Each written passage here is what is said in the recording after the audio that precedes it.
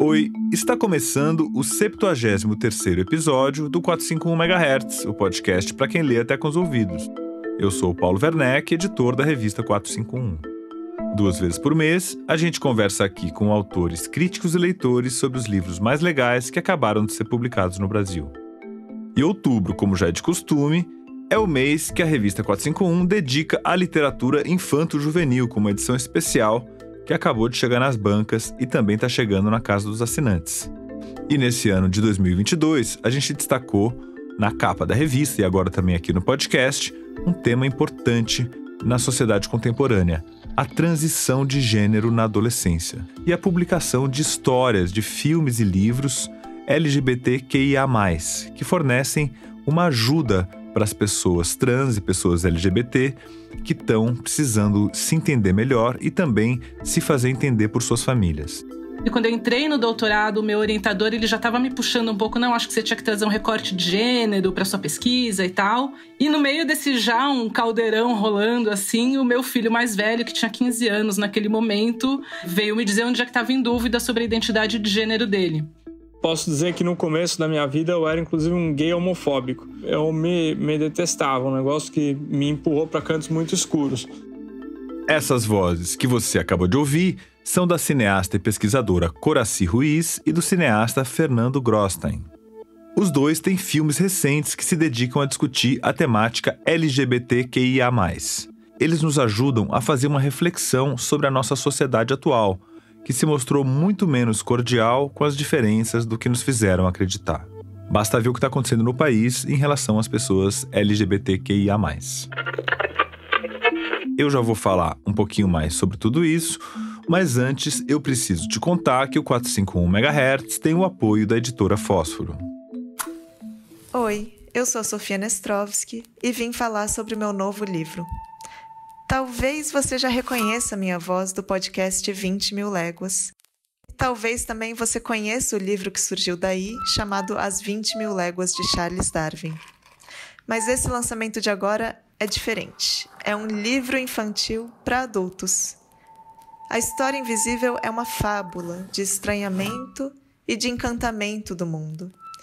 E conta com ilustrações do Danilo Zamboni.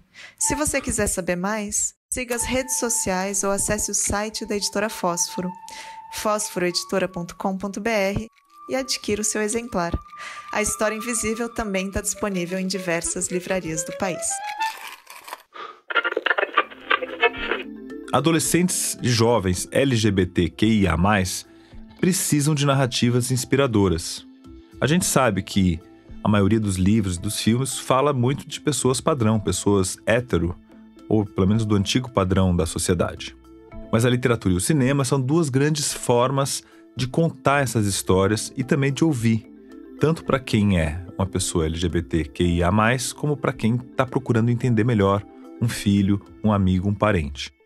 A revista 451, que acabou de chegar nas bancas nesse mês de outubro, traz um especial sobre literatura infanto-juvenil voltada para pessoas LGBTQIA+. Inspirados numa reportagem que a nossa editora Yara Biderman fez para essa edição da revista com a Coraci Ruiz e o Fernando Grostein, a gente trouxe os dois aqui para o podcast. A Coraci lançou em 2020 um documentário que até hoje está dando o que falar e ganhou alguns prêmios. Limiar. Nesse filme, ela usa o olhar de documentarista e pesquisadora para falar sobre o processo de transição de gênero do próprio filho, o Noah. Na nossa conversa, a Coraci contou como é que foi essa experiência incrível de, ao mesmo tempo que ela conversava com o Noah e com o companheiro dela, ela filmou essas conversas e isso resultou nesse filme lindo chamado Limiar. Já o Fernando Grostein tem uma obra mais recente da qual você já deve ter ouvido falar nas últimas semanas, pelo menos eu espero que sim. Em setembro agora, ele lançou, ao lado do namorado Fernando Siqueira, o filme Quebrando Mitos, que é um documentário com viés biográfico sobre a masculinidade catastrófica do presidente. Vocês sabem quem?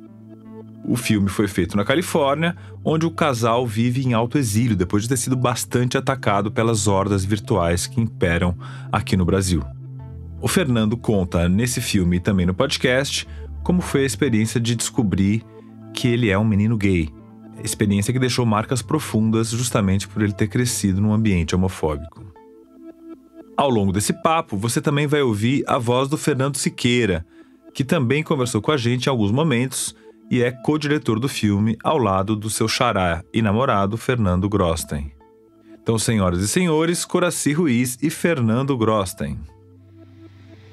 Vamos começar essa conversa agora, um triângulo internacional, certo? São Paulo, Barão Geraldo, Los Angeles, é isso? É isso. E aí, você tá em pleno lançamento do seu filme aí de Los Angeles agora, ainda finalizando ele, lançando, dando entrevista, já publicando no YouTube, tudo ao mesmo tempo agora, é isso aí?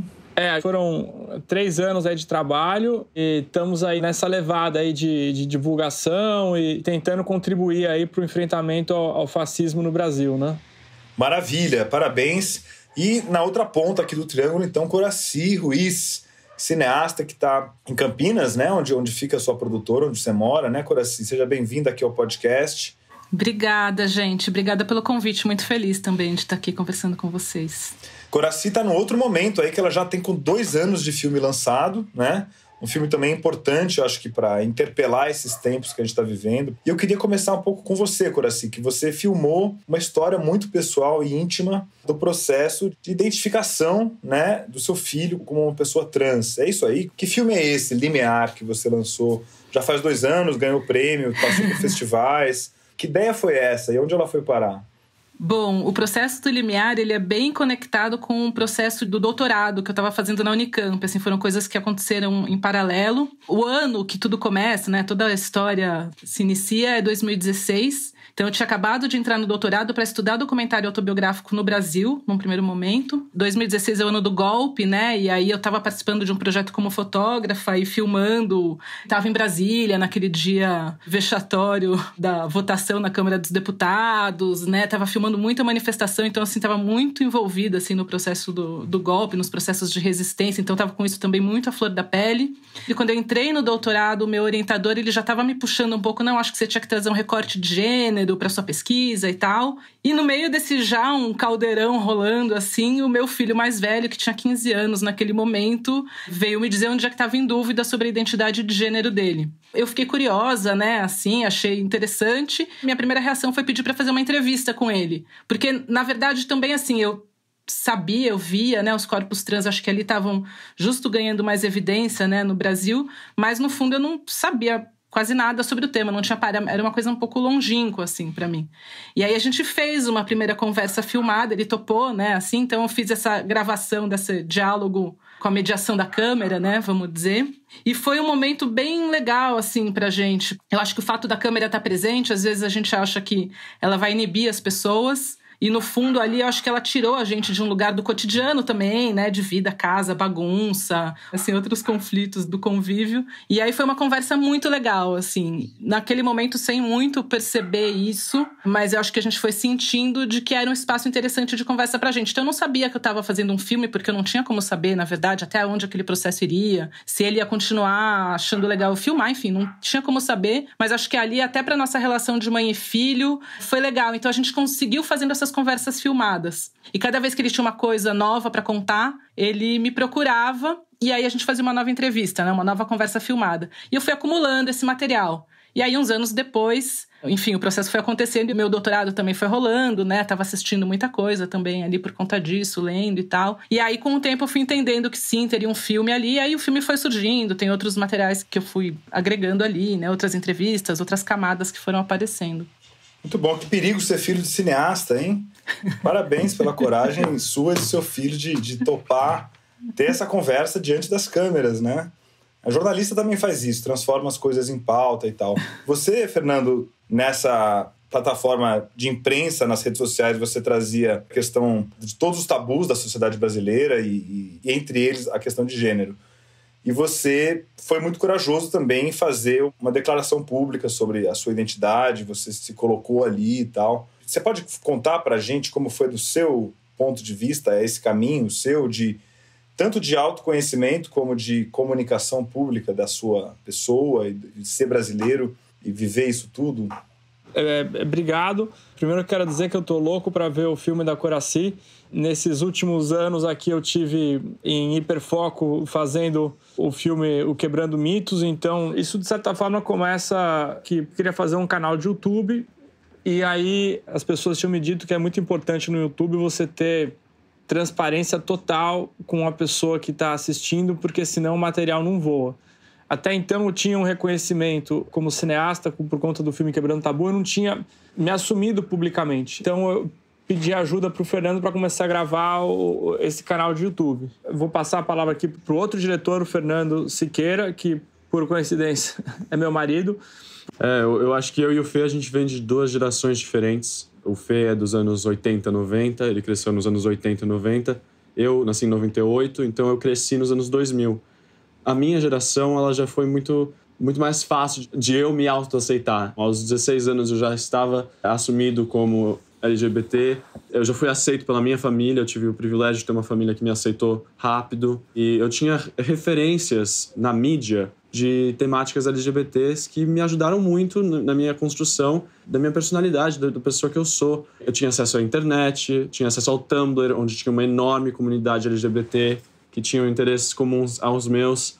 Eu me senti na obrigação de ajudar o Fê a fazer essa transição de uma pessoa que é gay, mas ela não tem esse orgulho, para uma pessoa orgulhosa de ser quem é. E uma coisa que eu acho muito importante dizer é que eu admiro muito no Fê a coragem de se dispor a mudar.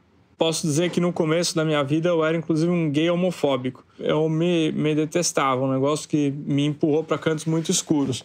Então a gente sentou para fazer esse vídeo pro meu canal do YouTube na época. O Fê, como ele é ator, ele tinha todo um treinamento perante a câmera, me ajudou a ficar confortável. E a gente fez esse vídeo, né? Você já sentiu um ET. Esse vídeo foi publicado no YouTube, virou uma matéria em jornal, virou matérias na televisão, foi, de certa forma, escandaloso para algumas pessoas. E eu fui chamado para alguns programas de televisão, entre eles o Saia Justa e o programa do Bial. E na época eu alertei para a escalada de poder e para a candidatura do Jair Bolsonaro. Foi aí que começaram a chegar as ameaças. E a gente começou a organizar uma operação em fuga, né?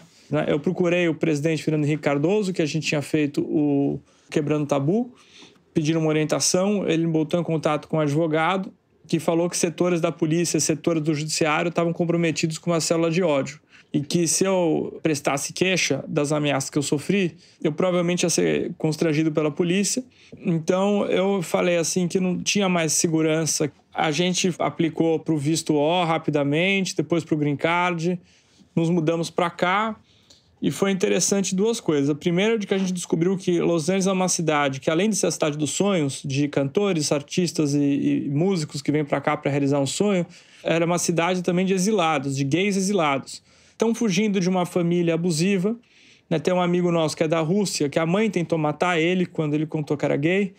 Então, assim, quase todo gay que a gente encontra aqui carrega dentro de si um autoexílio e uma dor de uma vida que deixou para trás. Eu tinha um sonho de um dia vir para a Califórnia, mas não desse jeito, não dessa forma, não nesse passo. A gente se sentiu muito culpado de estar aqui, porque nossos amigos, nossa família, nosso país, nossa cultura ficou para trás. Fazer esse filme era a forma de exercer esse privilégio com responsabilidade. O privilégio de estar aqui, ele só poderia ser exercido se a gente fizesse algo pelo nosso país, contribuísse com a causa LGBTQ, a causa das mulheres, a causa do racismo, do meio ambiente, dos indígenas. Claro, sabemos da nossa insignificância, que a gente está fazendo um pequeno passo dentro de um oceano de passos que tem que ser feitos, mas a gente deu o melhor passo que a gente conseguiria ter dado. Muito bom, parabéns. O filme está acontecendo e é importantíssimo isso nesse Brasil de hoje. E vamos lembrar que mesmo você sendo um brasileiro privilegiado, São Paulo é uma cidade onde até pouco tempo atrás tinha um cara tomando um golpe de lâmpada na cabeça. E embora também seja, curiosamente, uma cidade que acolhe também muitos gays do Brasil todo. A redação da 451 fica lá no Largo do Arouche, que é um lugar muito bonito nesse sentido, porque tem pessoas LGBT do Brasil inteiro que moram ali, é um point. Mas o outro, Fernando, falou sobre uma questão geracional que eu acho muito importante. E eu e a Coraci, para quem não sabe, a gente é amigos de adolescência. E a nossa geração, embora a gente tenha estudado numa escola dita liberal e de esquerda, não era tranquilo ser gay lá, né? A gente não, até na nossa turma mesmo, as pessoas acabaram anunciando isso mais tarde. Vamos dizer, era homofóbico em grande medida, é isso que o Fernando falou, essa coisa de fazer piada, fazer bullying, que lembra muito, inclusive, o presidente da República nesse sentido, né? Coraci, seu filho é de uma nova geração, né? Não vou dizer que é fácil, mas é muito mais fluido, muito mais possível. Naquela época não parecia ser. Para um de nós ali na escola, falava, será que eu estou no meu gênero pré-determinado ou será que eu tenho alguma outra identidade? Como é que você vê essa parte da nossa geração ter sido, ao mesmo tempo, herdeira de maio de 68, mas também tão careta desse ponto de vista? Concordo com você, assim, a gente tinha poucas pessoas a ser assumidas gays na escola, quase nenhuma, e pessoas trans, por exemplo, eu não tenho memória de ninguém, assim, durante toda a minha adolescência. Assim, isso veio a se tornar uma coisa muito mais aberta, né, muito mais tranquila para essa geração. Eu acho que o Fernando Siqueira, mais jovem, ele é da geração do meu filho, na verdade, né? Se nasceu em 98, você tem 3 anos a mais que o meu filho. Fui uma mãe jovem também, né? Então, são 15 a 20 anos que nos separam e que fizeram uma diferença brutal nesse sentido, né? Assim, eu tenho um amigo gay, a sobrinha dele, que é também bem novinha, pós-adolescente, assim, falou, ai, tio, que careta essa história de ser gay, né? Assim, tipo assim, como você, pra essa geração mais novinha, às vezes, tipo, né, tem alguns núcleos, né, algumas comunidades muito jovens que estão em outro lugar, assim, né? Eu me sinto uma aprendiz em vários sentidos de uma geração mais jovem. Acho que são passos geracionais, né? Vamos dizer, a minha mãe, que já é uma pessoa que na geração dela foi uma pessoa muito contestadora, super hippie, né? Nasci numa comunidade alternativa, gente que morava junto nas comunidades urbanas da Vila Madalena. Eles tinham toda a coisa do casamento aberto, né? Na geração dos meus pais e tal. Ela deixou pra gente algum legado e acho que a gente vai deixando novos legados. Acho que, assim, mesmo que a gente tenha vivido um ambiente homofóbico na nossa adolescência, a gente se preparou para poder oferecer para os nossos filhos uma outra relação, né? Assim. Você se sentiu preparada? Me senti. Assim, eu me senti. Quando você viveu a transição do Noah, você estava pronta para viver essa história? Tava. Porque também não é fácil, né? Imagino, tem muitos pais e mães que se sentem absolutamente perdidos nessa hora, né? Sim, por isso que eu sinto que é um legado, no meu, assim, falando da minha experiência pessoal, né? Assim, de onde eu posso dizer muito, muito claramente. Assim, claro que eu tive dúvidas, tive angústias, tive vários medos e tal, mas não foi uma coisa que tenha me deixado triste, que tenha me feito chorar. Não foi nesse lugar. Foi no lugar, assim, de tipo, quando ele começou a tomar testosterona, né? Aí eu fiquei, assim, será que a decisão é agora? Será que não é? Será que eu vou deixar? Não vou deixar? Tenho que assinar o papel? Se eu não assino, porque eu acho que ele é muito jovem, e de repente ele se arrepende um dia e vai dizer, poxa, como você deixou eu fazer aquilo naquela idade? Mas se eu não assino, sei lá, eu sou cis, né? Eu não sei dizer qual que é o tamanho dessa dor, né? Que ele tá carregando. Então, eu tive esse tipo de angústia, assim, né? Desse lugar um pouco da pessoa que estava responsável por conseguir ajudar o Noah a vivenciar aquilo de uma maneira tranquila e, ao mesmo tempo, responsável, né? Levando em consideração a fase da vida que ele estava. A adolescência é um momento também cheio de outras crises, né? As coisas se misturam muito ali e tudo. Mas nos anos 90, e eu vivi isso numa situação diferente, que tendo um pai LGBT, um pai gay, que nos anos 90, enfim, anunciou e foi viver com um homem, e teve seu grande momento aí, que é esse que o Fernando conta no filme. Ele perdeu amigos, era um ambiente de maldição, era visto como uma maldição. Eu entrevistei outro dia um grande ativista gay francês chamado Philippe Manjot.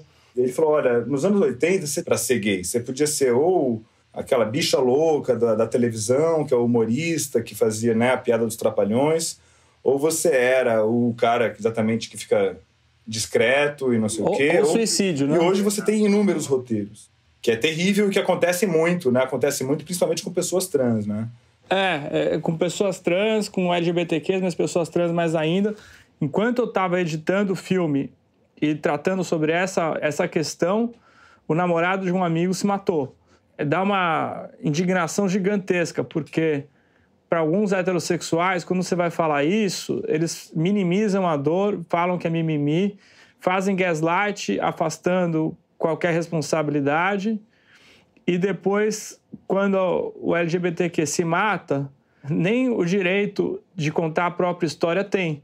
Porque muitas vezes atribuem esse suicídio a alguma outra doença, alguma outra coisa, inventam uma condição, porque não tem coragem de dar nome aos bois, não tem coragem de assumir a responsabilidade sobre a dor que infligiram.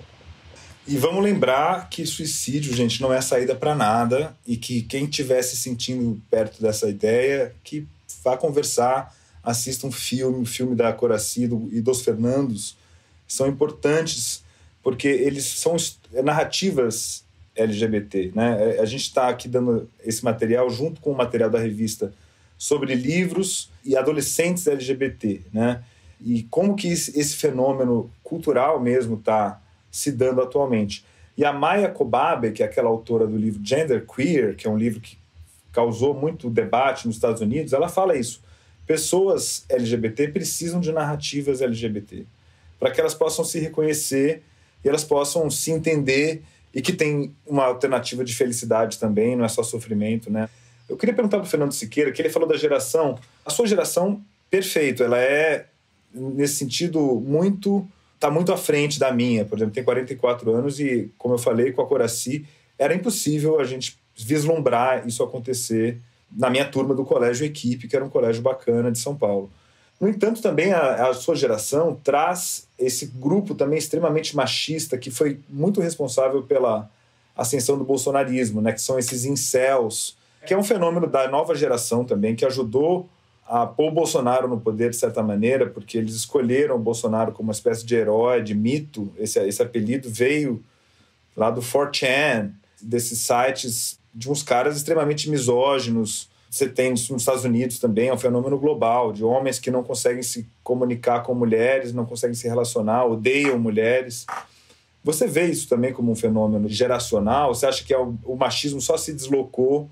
Sim, a minha geração teve muitos avanços, eu acho que nesse sentido de aceitação.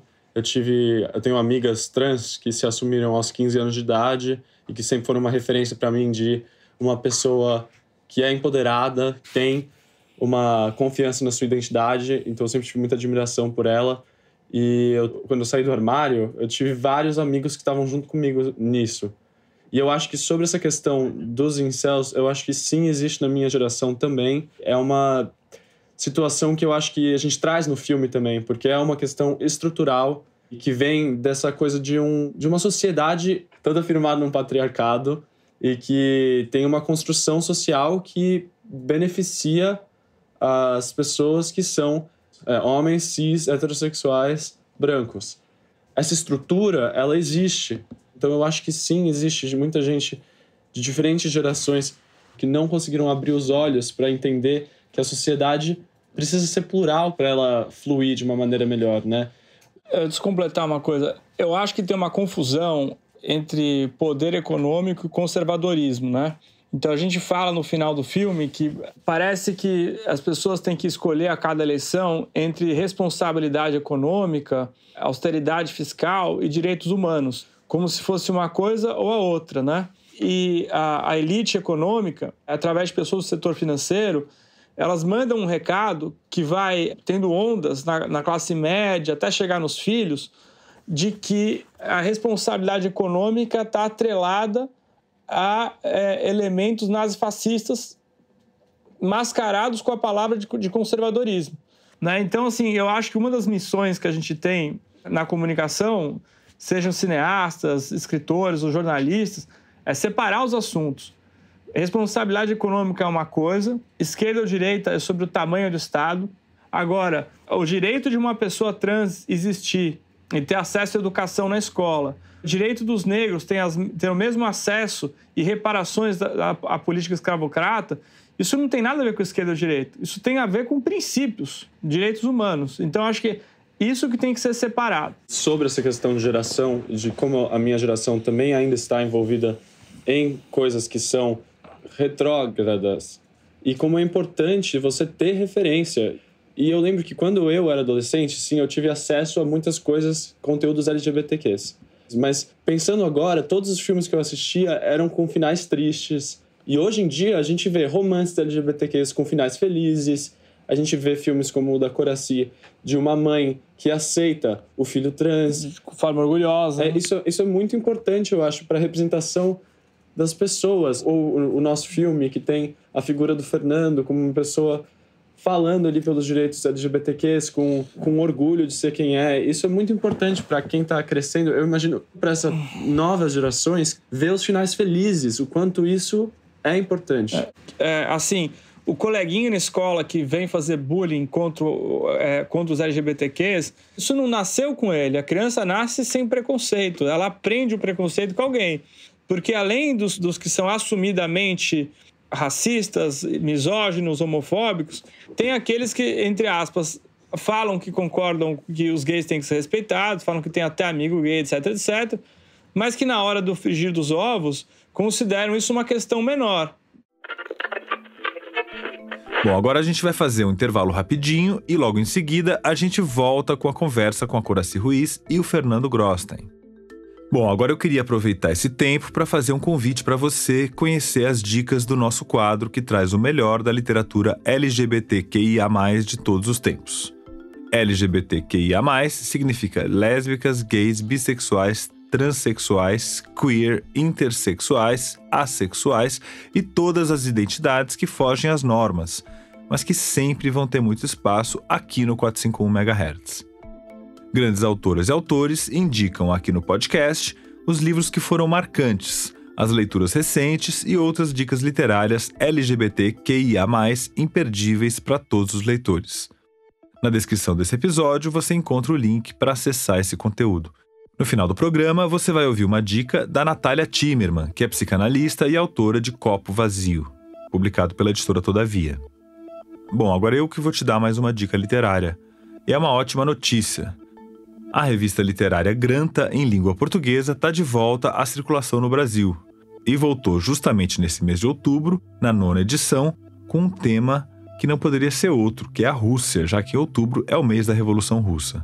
Esse continente literário foi escrutinado por vários autores brasileiros, portugueses, americanos, enfim, autores de todas as partes do mundo, tentando entender o que é a Rússia para além do que está acontecendo agora na Ucrânia. Então é a Rússia de Pushkin a Putin, a Rússia de Ana Karenina a Laika na Granta em língua portuguesa, que voltou a circular no Brasil pela Tinta da China, que é a editora aqui da 451, sob a direção editorial do Pedro Mexia em Portugal e do Gustavo Pacheco no Brasil. A direção de imagens é do fotógrafo Daniel Blaufux e os ensaios fotográficos da revista são do Mauro Restife e da Mariana Viegas, fotógrafos brasileiro e portuguesa.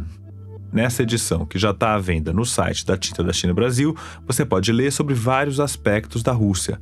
História, jornalismo, ficção, são vários gêneros literários, vários autores e sensibilidades que foram convidados a examinar a Rússia, desde as autoras contemporâneas como a Tatiana Tolstaia, como a jornalista Masha Gessen e o escritor brasileiro André Santana. Você encontra a Granta em língua portuguesa nas principais livrarias e também no site tintadachina.com.br. Bom, o 451 MHz tem o apoio da Companhia das Letras.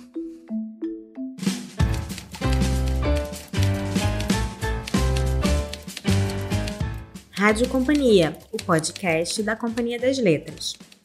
Em outubro, a Rádio Companhia estreia seu primeiro projeto de ficção. O Caso Sati é uma série em 3 episódios que se inspira nos podcasts de True Crime e investiga o assassinato de João Carlos Sati, personagem ficcional do romance Diorama, de Carol Ben-Simon. O livro acompanha a protagonista Cecília, que volta a Porto Alegre já adulta, depois de anos morando fora, e precisa lidar com as consequências do tal assassinato, que aconteceu quando ela era criança e que envolve sua família. Os 3 episódios de O Caso Sati já estão disponíveis e você pode maratonar.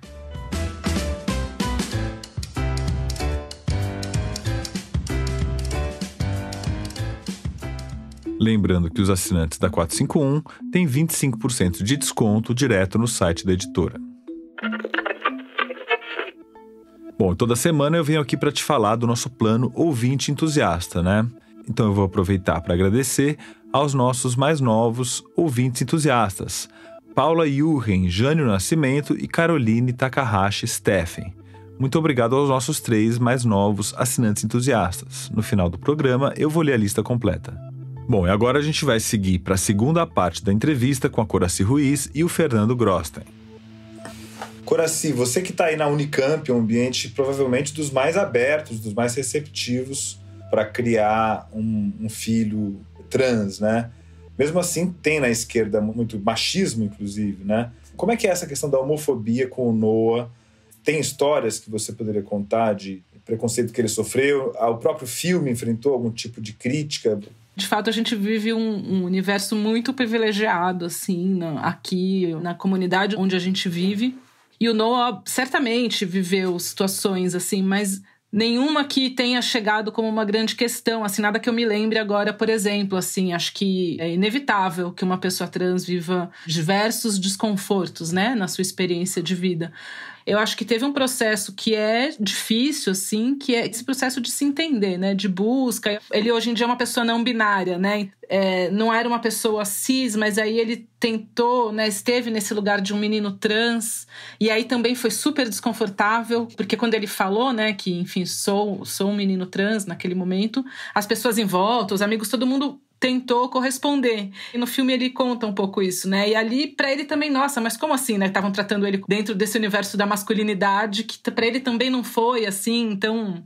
Talvez, se perguntasse pra ele diretamente, talvez ele tivesse alguma história assim, que, enfim, mas não que tenha chegado na conversa familiar enquanto uma questão, assim. Pelo contrário, teve uma coisa que foi muito legal, eu gosto de contar porque eu acho bom a gente pensar no que é essa luta pelos direitos, né, enfim, da militância, que foi quando ele entrou no colegial e ele foi fazer uma escola técnica dessas grandes, assim, federais. Tava na transição, assim, mas já tava com nome social e ele ficou muito nervoso na hora que a gente foi fazer a matrícula, porque para ele, assim, era a coisa mais importante do mundo conseguir colocar o nome social para que na chamada, na sala de aula, ele fosse chamado pelo nome social, com o pronome correto e tudo mais. E a gente estava tenso, né? Porque, sei lá, tô chegando numa instituição pública enorme, vai chegar um funcionário qualquer para atender a gente e tal. E quando a gente chegou lá, o formulário que a gente tinha que preencher, ele tinha esse campo.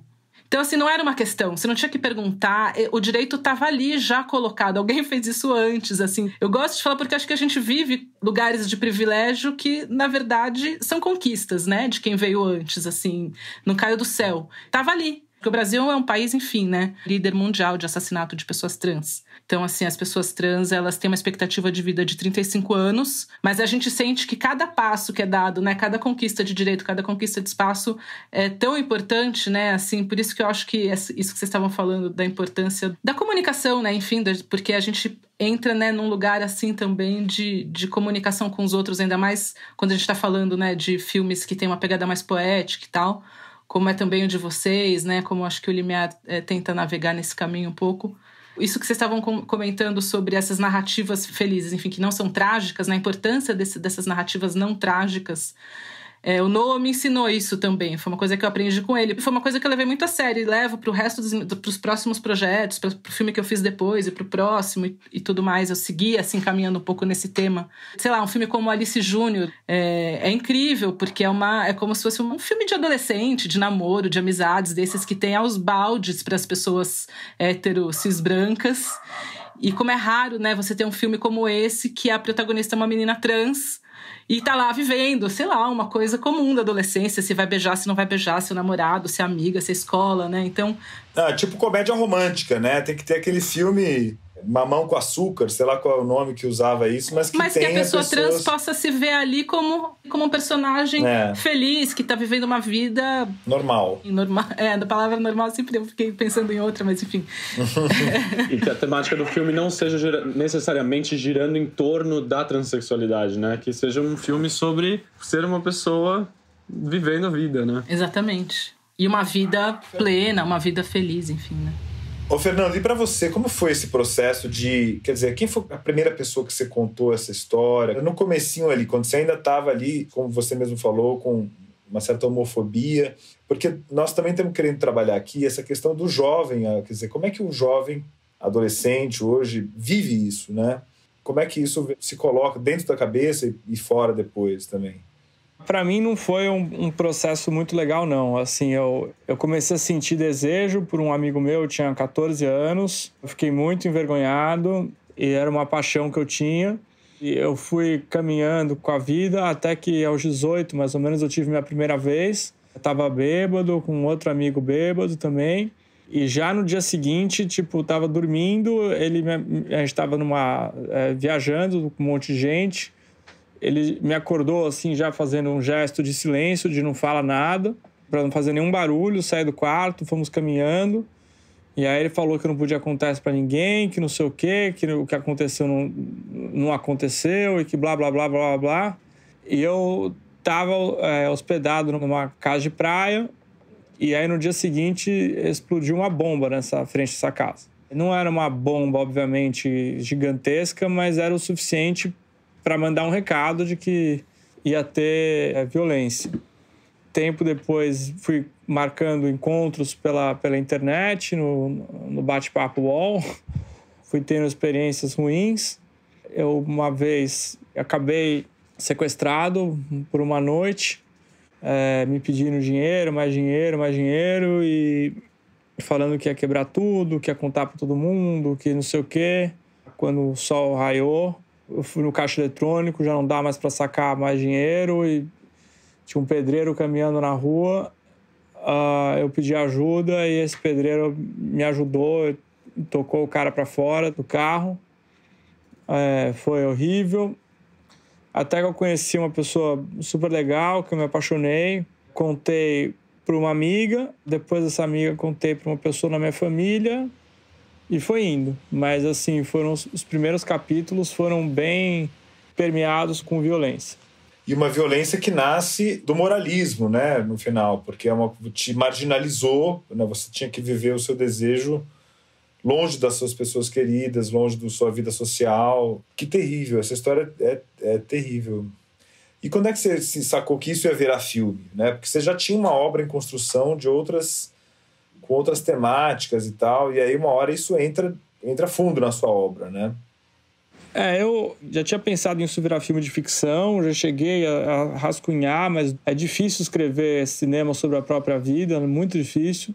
E chegando aqui, com essa situação que eu falei de privilégio vir acompanhado de responsabilidade, a primeira opção foi fazer um filme sobre o Jair Bolsonaro.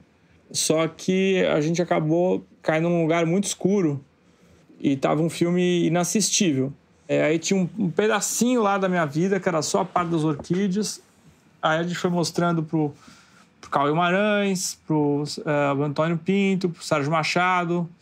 E todos foram aconselhando a gente a dar mais foco na resistência LGBTQ, a fazer o contraponto da delicadeza. E eu estava um pouco tímido, foi nessa hora que o outro Fê, meu marido, tem um papel mais de protagonista como diretor.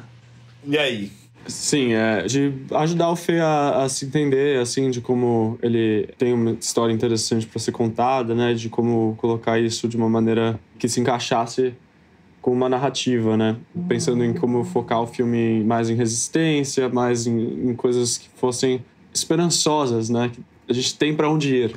Perfeito. É que chega uma hora você fica tão intoxicado que você não percebe que existem outros caminhos, né? Tem uma sabedoria grande nesse sentido para pessoas que realizam, sejam filmes, livros, reportagens e tal, de buscar esse equilíbrio, né, entre essa dualidade. Porque também é chato quando você vê só coisas ultra felizes, ultra positivas, mensagens de superação. Chega uma hora que você vai falar assim, pô, você não sabe o que você está falando. Então achar esse balanço, esse equilíbrio, essa harmonia, essa sinfonia, que é o grande desafio. Você, Coraci, você teve que fazer esse balanço aí que o Fernando contou. O seu filme é mais, vamos dizer, ele está mais no campo da subjetividade, talvez, do que de uma arena política tão pronunciada, assim.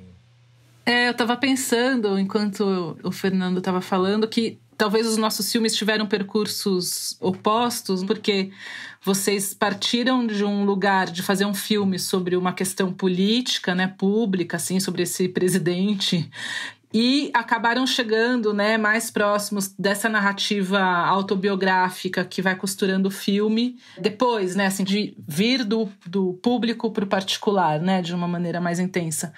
Eu fiz um caminho, na verdade, oposto, porque eu estava fazendo uma coisa que era muito intimista, que era gravando conversas minhas com meu filho sobre a busca dele de identidade de gênero. Como é que esse filme ultrapassa, né, vamos dizer, um álbum de família, faz algum sentido para o resto do mundo. E aí eu fui buscando essa camada que tem, né, um percurso político do país, meu encontro com o feminismo e com entender esse feminismo que é o feminismo queer, né, sair desse lugar também de um feminismo muito cis-centrado, né? E, enfim, eu estava ali narrando sobre um processo, isso, acho que como você falou, muito subjetivo, assim, que ali já tinha muita coisa, né? Assim, tem coisas ali que eu falo no filme, perguntas que eu faço, coisas que eu falo pro meu filho atrás da câmera, que depois, no final, na hora da montagem, eu falava, nossa, que constrangimento, como é que eu falei assim? Como é que eu fiz essa pergunta, né? Assim, não estava entendendo nada, ó, né? Assim, e aí eu decidi deixar isso no filme um pouco para estar nesse lugar de que também, assim, ninguém nasce pronto e que por mais que eu possa ser essa pessoa, como eu falei, que me sentia preparada, né, para lidar com essa situação, como a gente também teve 1000 questões, né? Eu não tive isso de uma maneira consciente, desse equilíbrio. Eu acho que ele, se é que ele existe, enfim, né? Mas foi algo que foi se construindo a partir do próprio desenvolvimento, né? Dessa busca. É uma busca muito pessoal, né? Um filme, assim, inteiro muito intimista. Eu filmei ele inteiro sozinha, né? Um filme muito artesanal, assim, né? Muito feito no pequeno, assim, né? Então... Ô, Coraci, quando foi acontecendo, você foi ler teoria? Como é que você foi fazer para se amparar, para entender até os termos? Eu queria até que você explicasse aqui para o ouvinte que ou não sabe ou não tem certeza o que é cis, o que é... E, por exemplo, Noah, você falou que ele é não binário. O que significa isso? Eu acabei lendo algumas coisas. De repente, quando você lê, você fala, nossa, imagina, isso aqui tá dentro de todo um contexto de desenvolvimento do que é a teoria feminista, da teoria queer, né? O Manifesto Contrasexual, do Paul Preciado, e o Problemas de Gênero, da Butler, foram 2 livros que às vezes eu lia e falava, nossa, era isso que o Noah tava me falando, e eu tava com tanta dificuldade de entender, que legal, né? Assim, teve essa conversa um pouco. E quem me explicou a primeira vez foi o Noah, tá no filme. É bem assim, né? Mãe, você não tá entendendo, eu vou desenhar pra você. E é legal porque as pessoas cis ficam muito agradecidas com essa cena, sempre me comentam, nossa, obrigada, porque finalmente eu entendi. Mas para explicar aqui, as pessoas cisgênero são as pessoas que se identificam com o gênero que é atribuído a elas quando elas nascem. Quando uma pessoa nasce, a partir dos órgãos genitais, o mundo diz se é homem ou se é mulher. Se você se sente bem com essa atribuição, concorda com isso, tá ali, isso é você é cisgênero. Se você não se identifica com isso, você é uma pessoa trans. Mas aí dentro do universo trans, você tem, sei lá, um homem trans ou uma mulher trans, que são também binárias, são pessoas que se identificam totalmente com aquele gênero, apesar de ter sido atribuído um gênero oposto no nascimento por conta da genitália. Então, uma mulher trans, ela se sente mulher. E tem o espectro todo não binário, que são pessoas que não se identificam com nenhum desses lugares e se sentem ali no meio, em algum lugar. Tem momentos que ele está mais identificado com o universo feminino, mas ele está sempre ali naquele meio, ele não chega a querer ocupar um desses 2 lugares.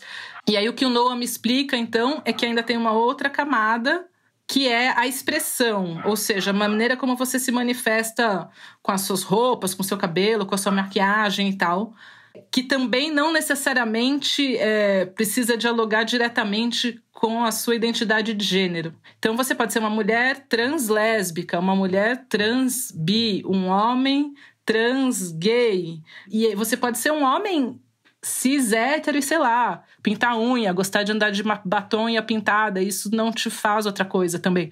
São elementos que compõem o ser humano de maneira livre e que podem mudar, inclusive, ao longo do tempo, né? Legal. Muito bom ter essa explicação, porque muitas vezes a gente se pega na dúvida, e você fala, o homem trans, afinal, do que se trata? Até isso faz parte da divulgação, eu acho, um pouco, de termos que a gente não conhece. Fernando Grostein, o Siqueira já falou que viu filmes, isso ajudou também ele a se identificar como gay e tal. Você foi procurar amparo na leitura, em filmes? Isso fez parte, enfim, desse seu processo ou não? Quando eu tinha, acho que 11 anos, eu fui ler Christiane F. Eu lembro do personagem, se não me engano, Detlef, que era o namorado dela, que acabou virando um garoto de programas. Então, esse foi, digamos, o primeiro contato que eu tive na leitura. Depois, os livros que eu li na sequência foi Rota 66, Notícias do Planalto, que estavam mais ligados a outros temas. Não tive, assim, nenhum contato com cultura LGBT que não fosse ou para jogar para baixo ou marginal. Eu só fui ver um filme LGBTQ, assim, de grande repercussão com Brokeback Mountain, que mesmo assim ele é uma história trágica. Para mim, o encontro de estar à vontade e feliz com a sexualidade foi através do Fernando, que foi através da Taylor Swift, por incrível que pareça. Então foi a segunda derivada da Taylor Swift me alcançando, foi por aí. Porque a Taylor Swift, quando eu tinha 16 anos, quando eu estava no auge de descobrimento, lançou o álbum 1979, em que ela canta, na primeira música do álbum, ela fala: você pode amar quem você quiser, garotos e garotas, garotas e garotas. E isso, pra mim, que já era fã dela, já curtia todas as letras das músicas dela, quando você tem esse tipo de afirmação de uma pessoa que você admira, é muito importante, entendeu? O Fernando é que nem testemunha de Jeová, que vai batendo na porta nos ensinamentos. Ele é igualzinho. Você já ouviu o novo disco da Taylor Swift?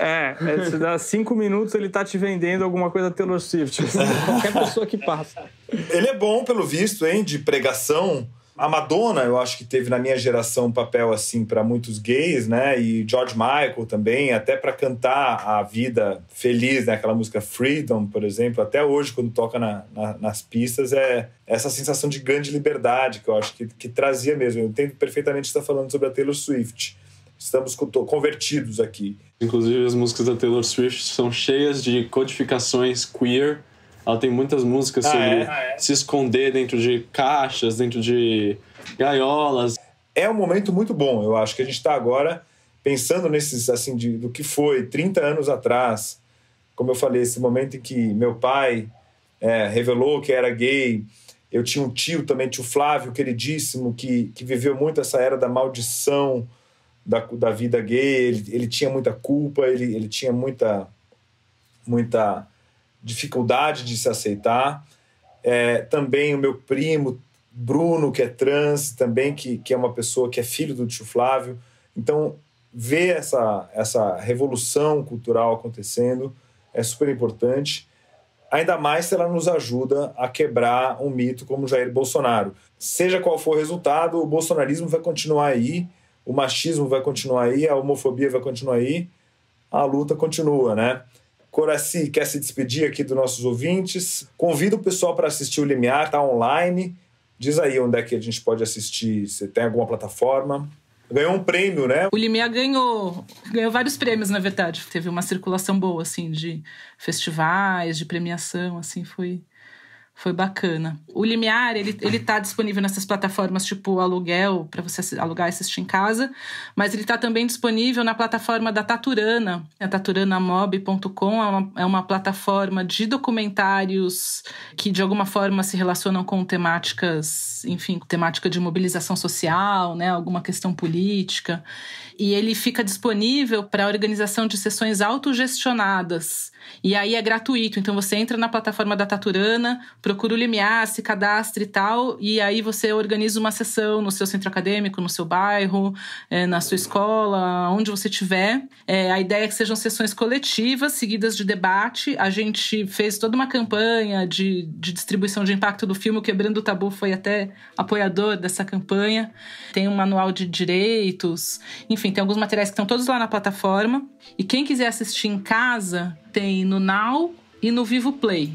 Ótimo. E ele tá no Canal Brasil, mas aí depende um pouco de quando eles programam. Tinha que passar nas escolas brasileiras, a gente tá... Isso, tem que chegar nas escolas. A gente quer muito e a plataforma da Taturana é o caminho para isso. Se alguém estiver ouvindo, quiser exibir, legal, é só ir lá. Só queria agradecer mesmo, assim, é muito bom poder conversar com vocês. Obrigada pelo convite. Maravilha, muito obrigado. Parabéns pelo filme, parabéns ao Noah também. E, Fernandos, já tá no YouTube o filme, tem um corte, pelo menos é o corte final ou ele tá Like a Rolling Stone, a gente tem versões, porque incorporou cenas agora do Imbrochável.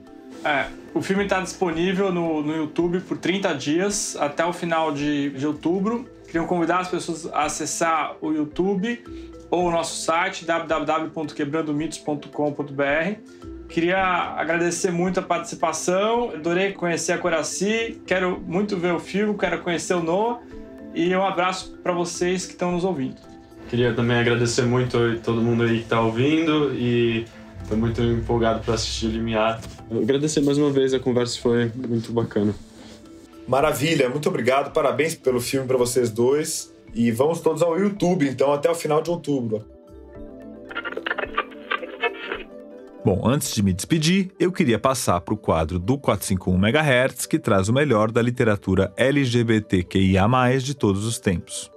A gente convida grandes autoras e autores para indicar os livros que foram marcantes, as leituras recentes e outras dicas literárias LGBTQIA+, imperdíveis para todos os leitores. O quadro de hoje traz uma dica da Natália Timmerman, que é psicanalista e autora de Copo Vazio, livro publicado pela editora Todavia. A Natália indicou a coletânea de contos Amora, da Natália Borges Polesso, que foi publicado pelo selo Não Editora em 2015. Olá, aqui é Natália Timmerman. A minha indicação de leitura é o livro Amora, da Natália Borges Polesso, o livro de contos que ganhou o Prêmio Jabuti de 2016. É um livro dividido em 2 partes. A primeira parte se chama Grandes e Sumarentas, as Amoras, né? A segunda parte se chama Pequenas e Ácidas, que é de contos mais curtos. Mas todos os contos das 2 partes são muito bem elaborados, muito bem resolvidos. E todos eles têm personagens ou narradoras lésbicas e em diversos contextos de vida, em várias fases da vida, várias fases da descoberta, aceitação, vivência de ser lésbica. É um livro que me marcou muito e que eu li em 2017 e até hoje algumas passagens me vêm à cabeça, né? A Natália tem uma escrita delicada, em alguns momentos intensa, com alguma estranheza e muita beleza. É um livro belíssimo, recomendo muito. Essa, então, foi a dica da Natália Timmerman, que falou do livro Amora, da Natália Borges Polesso, publicado pela Não Editora. E você, tá lendo o quê? Conta pra gente lá nas nossas redes sociais, na 451. E aproveita que você tá com seu celular por aí e faz uma avaliação desse episódio e também do podcast. No Spotify e no Apple Podcasts, por exemplo, você pode dar estrelas para o nosso programa. É só clicar ali no ícone que tem ali as 5 estrelinhas e atribuir a sua avaliação. Se você quiser, também pode indicar o 451 MHz para outras pessoas. Assim, você ajuda o nosso conteúdo a chegar aos novos amantes da literatura. Bom, e antes de dar tchau, eu queria agradecer aos nossos ouvintes entusiastas que colaboram financeiramente para a realização do podcast com R$20 por mês. Denise Abdala, Renata Campos Salles Moraes Abreu, Guilherme Alpendre, Ana Amorim, Felipe Arruda, Leila Barreto, Tiago Barreto, Thaís Bichara, Carmen Manuel Almeida Biscardi, Samuel Valim Bolonha, Célio Braga, Patrícia Carneiro de Brito, Marina Buendia, Flávia Solero Campos, José Osmar Azevedo Carneiro, Tereza Bunte de Carvalho, Eduardo Martinelli Carvalho, Luciano Carvalho, Murilo Carvalho, Diogo Perrone Carvalho, Cecília Castellini, Camila Chaves, Paula Colonelli, Paulo Roberto Alves Moreira da Conceição, Pedro Cougo, Walter Craveiro, Eduardo Cruz, Luiz Eduardo Pinto Basto Torinho Dantas, Gustavo Dutra, Mário Rick Fernandes, Ronaldo Ribeiro Ferreira, Paula Fontana Fonseca, Márcia Cristina Fraguas, Luísa Franco, Érica Jorgino, Cecília Góes, Maria Filomena Gregori, Cláudia Gruba, Ana Paula Isayama, Gustavo André Ramos Zenúbia, Bruno Pinheiro Ivan, Paula Yuhen, Fábio Calvan, Ilana Katz, Vivian Lembo, Leila Lima, Renata Alves de Lima, Vânia Mariano, Lenívia Mendes, Valéria Medena, Lúcia Tormin Molo, Jânio Nascimento, Ana Novaes, Bruno Emanuel Carvalho Oliveira, Rosângela Aparecida Dantas de Oliveira, Ana Pessoa Pacheco, Luísa Plastino, Diana Radomisler, Heloísa Vieira da Rocha, Leni Manzatti Rodrigues, Radmila Salviano, Maria do Carmo de Almeida Sampaio, Marina Rodrigues dos Santos, Flávia Cristina Aparecida Silva, Alexandre Luiz Pereira da Silva, Maria Rosalina Silva, Vitor Hugo Siqueira, Guilherme Sorgini, Ana Maria Pedrosa Sá Freire de Souza, Carolina Takahashi Steffen, Adriana Teixeira, Luiz Antônio Timóteo Nicoliello, Cíntia Vasconcelos, André Viana, Alexandre Vital Porto, André Wolff. Muito obrigado a todos os nossos ouvintes entusiastas. É isso aí, chegamos ao fim do 73º episódio do 451 MHz. O nosso próximo programa vai ao ar no dia 28 de outubro. O 451 MHz é uma produção da Rádio Novelo e da Associação 451. E eu sou o Paulo Werneck.